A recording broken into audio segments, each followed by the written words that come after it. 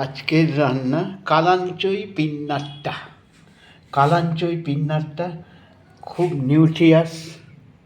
ওর সাথে দেব dried fish চাটনি আর prawn pickle.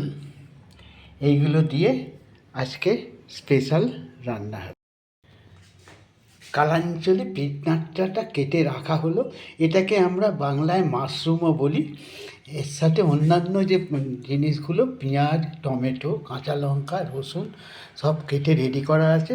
এবার এগুলোকে নিয়ে কড়াইয়ে বসাবো, সামান্য তেল দিয়ে রান্না হবে। কড়াইতে তেল গরম হয়ে গেছে। এইবার আমি একে একে পেঁয়াজ, কাঁচা লঙ্কা,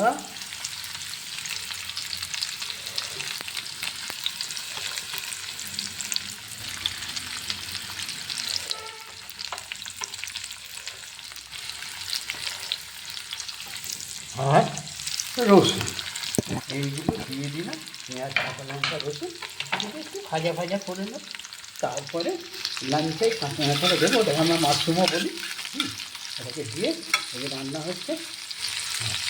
ঠিক আছে, টমেটোটা পরে দিচ্ছি। টমেটোটাও দিয়ে দিয়েছি। এরপর এইগুলো সব দিয়ে দিলাম। দিয়ে এবার রান্নাটা হবে। একটু সময় লাগবে, ততক্ষণ আমি বন্ধ করছি। রান্না হয়ে গেল। সামান্য একটু লেবুর রস দিয়ে দেব। চিংড়ি মাছের আচার আর মাছের পিকলও দিয়ে দেওয়া হয়েছে। রঙটাও ভালো হয়েছে, দেখতেই পাচ্ছেন।